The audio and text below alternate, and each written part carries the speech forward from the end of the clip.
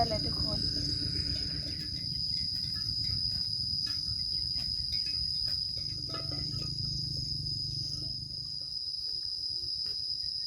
กุดจิรอนี่ได้น้อยเดียวว่าสิกุดไว้ป่นกิน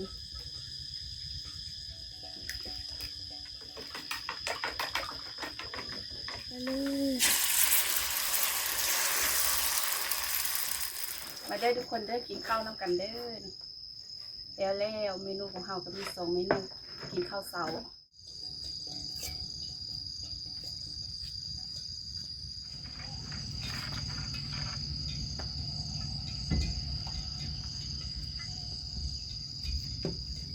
สบายดีทุกคนมื้อนี้สาวใส่ก็มาเลี้ยงควายคือเก่าเนาะแต่ว่ามื้อนี้เอามาแต่เช้ายังบ่ทันได้กินข้าวเช้าเลยทุกคนเบิ่งบรรยากาศก็แบบบรรยากาศตอนเช้าโคตรคักเลยทุกคนสาวใส่กันเลยว่าสิมาขุดจิโร่โคกินตอนเช้าเนาะทุกคนมันเคยทางอยู่น่าสาวใส่กันเลยว่ามีรถไกลไปไกลมาอยู่เดี๋ยวเราสิมาขุดจิโร่เนาะทุกคนขุดจิโร่ไปคั่วกินอันนี้เป็นขวายของจิโร่ทุกคน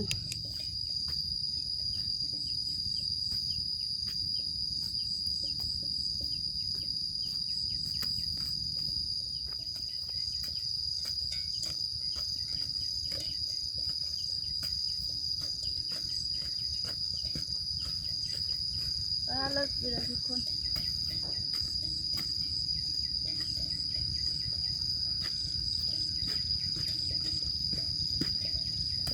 ปลาเลิกขนาด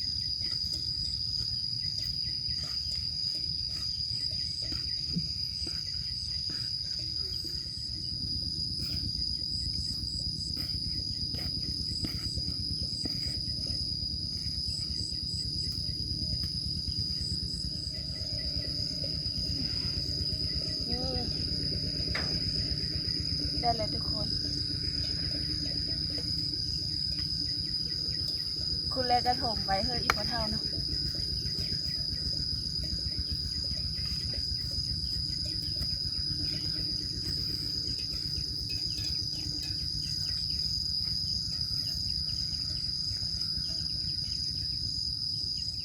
มีควายของจะใส่กันนะทุกคนกำลังกินงาอยู่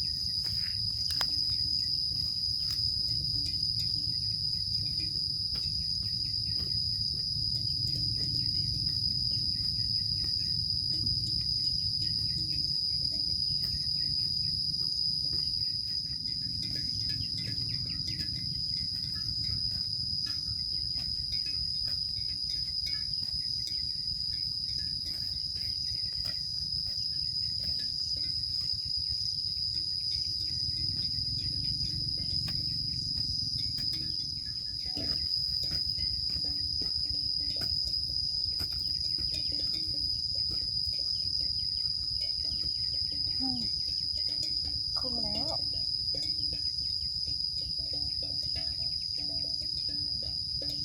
โตมันบ่ทันได้ใหญ่ทุกคนยังน้อยอยู่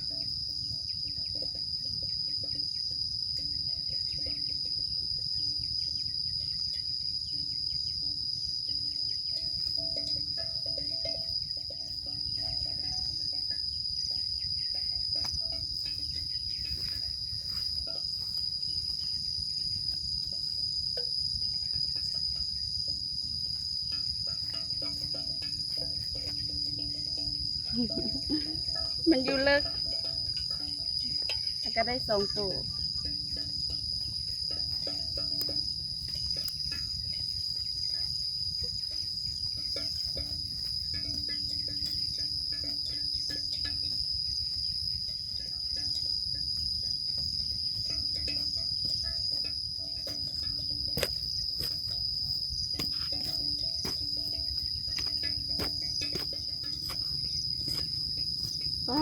เนี่ย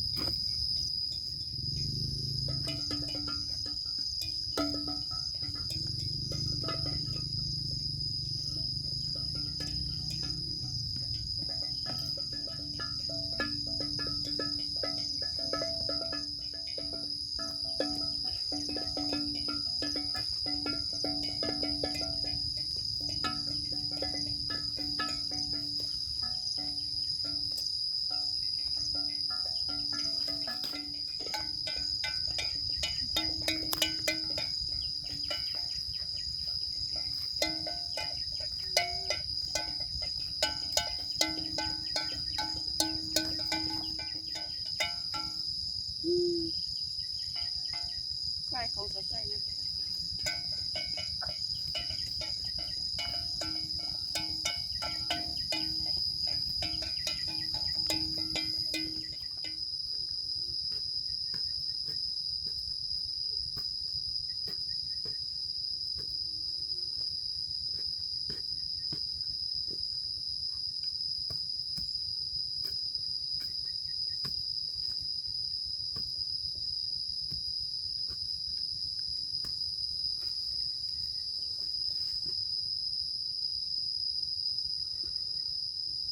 เล็กขนาด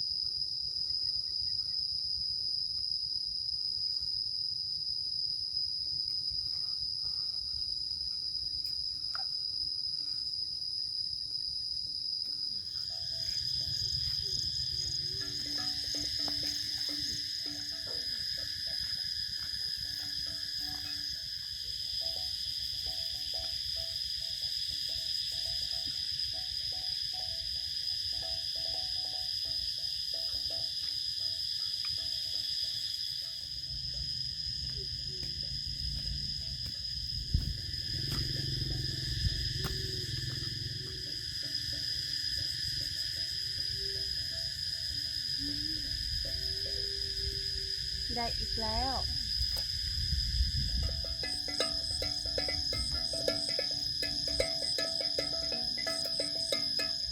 ขึ้นมาเศร้าเมยกันเนาะทุกคนกุดจิรอนี่ได้น้อยเดียวว่าสิกุดไว้ป่นกินนี่ได้จิรอจะโตสองสี่ได้จิรอ6 โตเนาะทุกคนบ่พอป่นซ้ำตัวน้อยๆแต่ว่าข่อยมันบักเลิกๆนึงทุกคนนี่โตมันยังน้อยอยู่ยังบ่ทันได้ปรุงปิขุดเอาไว้ตอนแรกสิขุดตื่มเนาะทุกคนถ้าเฮออันแดดอ่อนเลยสิขุดตื่มไว้เมื่อป่นกินมื้อแรงอันนี้ได้แต่ซ้ำนี้นางเศร้าเมยก่อนคนเลยสิไปหาเฮ็ดกินข้าวเช้าแดดตอนเช้านะคือฝนสิตกเลยทุกคนบัดที่อันประมาณ8 โมงแล้วก็แดดจ้าขนาดเลยทุกคน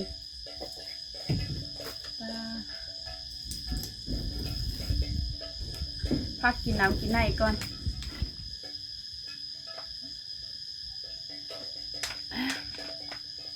กุจิหรอกับบ่ได้พ่อโคหย่อนเนาะทุกคนมันแดด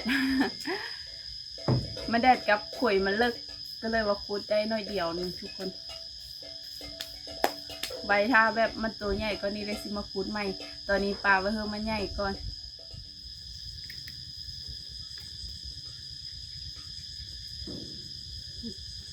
ตอนนี้เขากำลังดังไฟเฮ็ดกินข้าวเช้าเลยเนาะทุกคน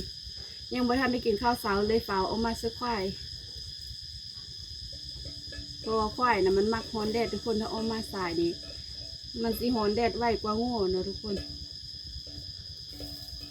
ยีเถงกับขี้เหงื่อเต็มมันเลยทุกคนหิวถุงขนมออกมากินกะเอาไว้ดังไฟจุดเลย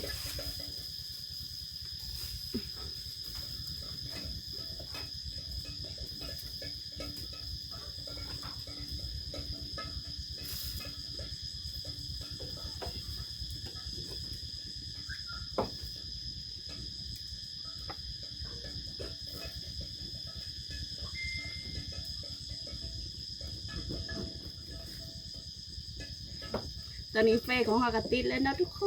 น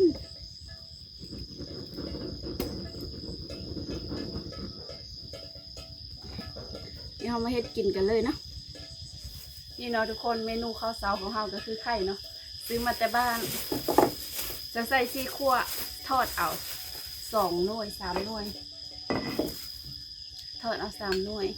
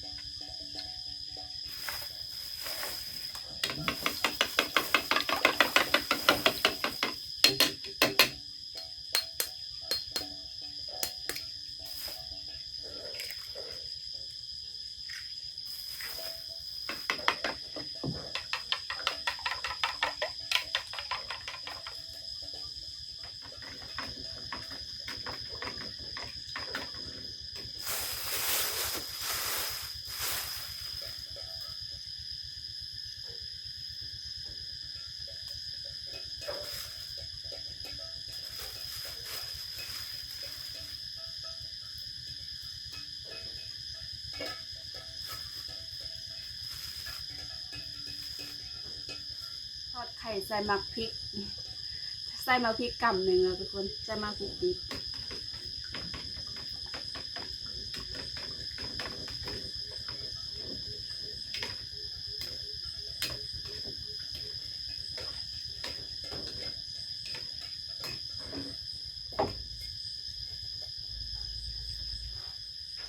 นี่เราทุกคนน้ำมันก็เอามาจากบ้าน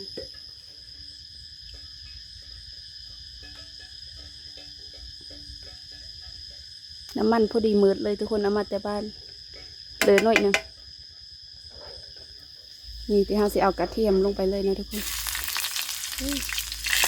เอ้ย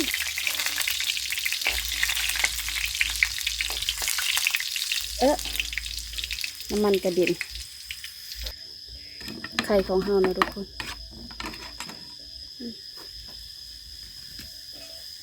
ถอกลงไปเลย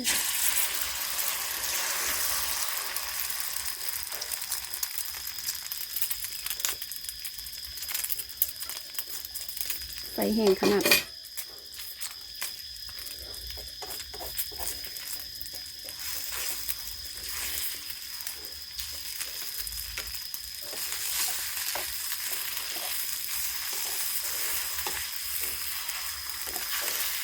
ทอดไข่ใส่หมากคิด มากินอ่อนทุกคนไม่ได้อ่อนเลย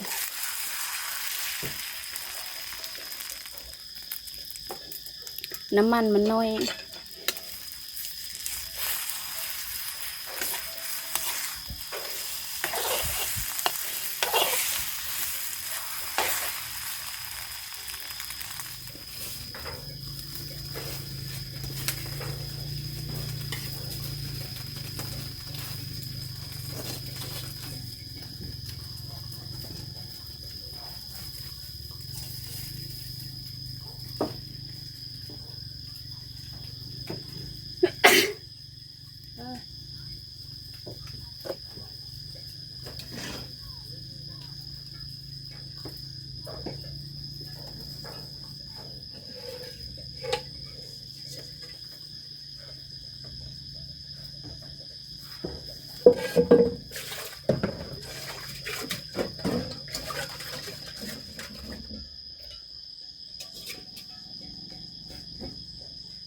อันนี้ข้อไข่ของเราก็สุกแล้วนะทุกคนเอาแบบไม่ไหม้เลย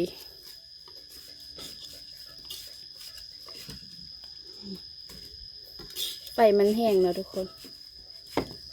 เอามาเนี่ยพอสิเป็นลูกไผ่แม่เจ้าได้บ่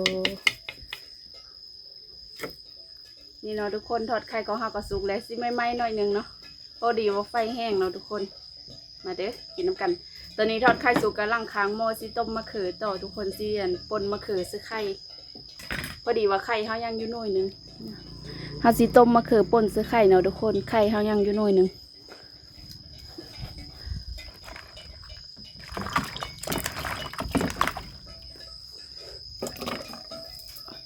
หม้อกะมันสอดเนาะทุกคนสอดบนหันก็เลยว่าต้มได้ต้มเง่งๆเอาหม้อกะ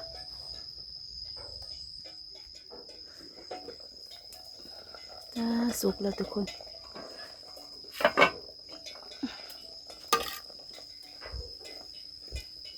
มะเขือของเฮาก็สุกแล้วตักไข่ออกไปแช่น้ำไว้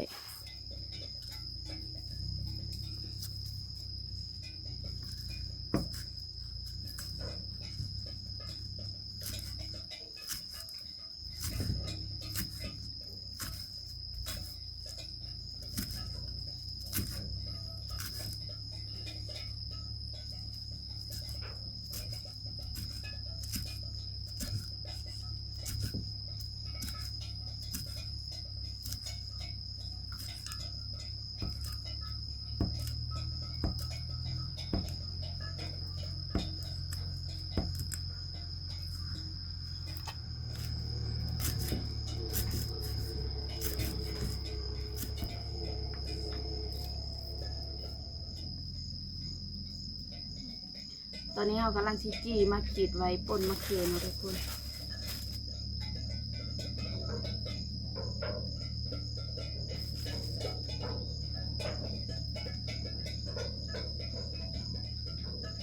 มือบ่ายมาคิดแล้วมาบ่ายกระตูตัวเองแซ่บแซ่บ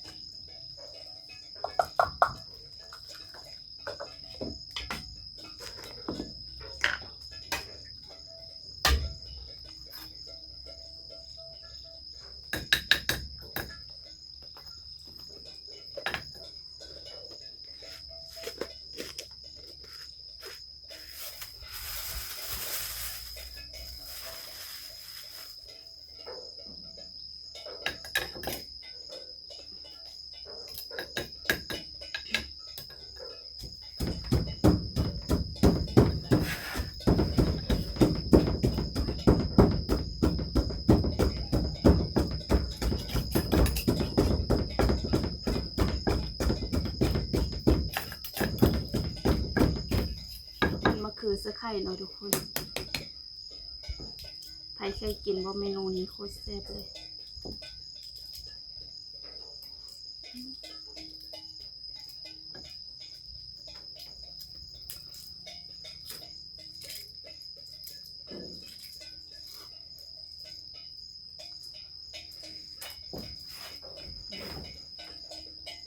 เอาไข่ลงไป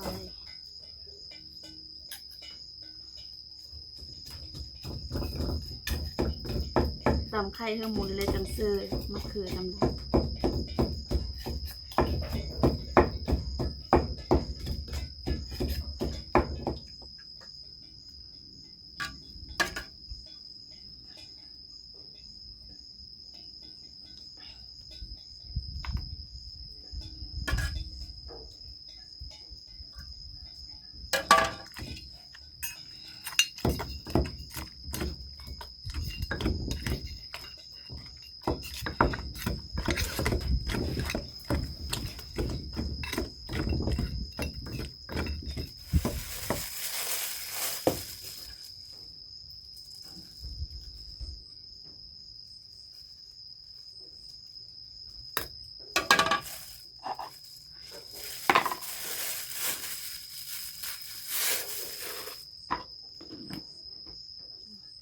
เสิร์ฟเบอร์ผักหอมลงไปเลยทุกคน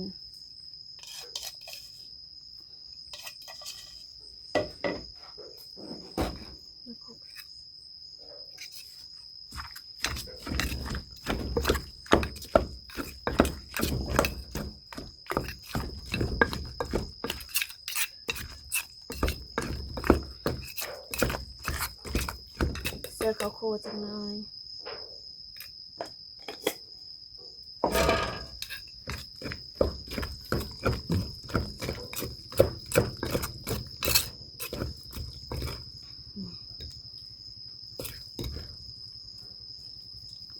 เสร็จแล้ว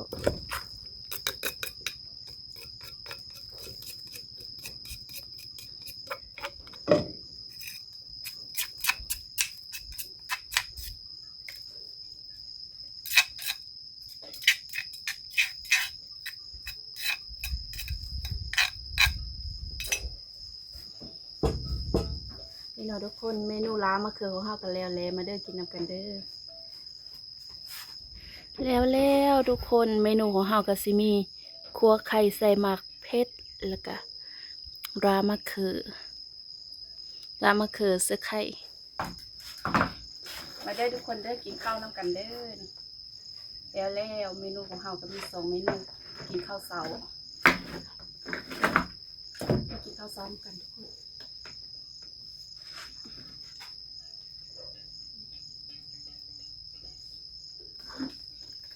เอาเท้ามาไหม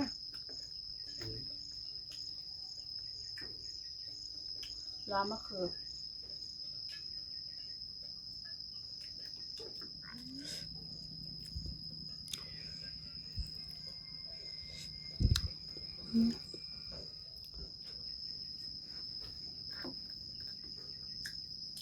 แบบ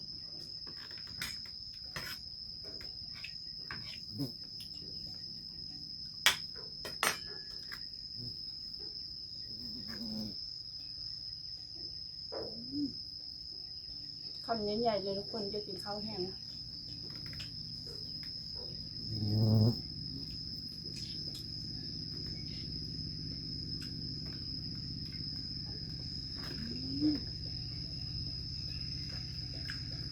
มาเจอทุกคนเด้อ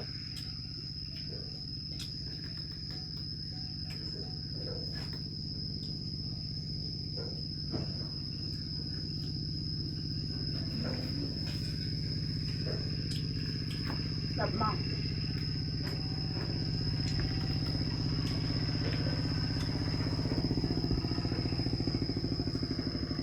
เดี๋ยวใส่ขอตัวกินข้าวกันเด้อทุกคนเด้อ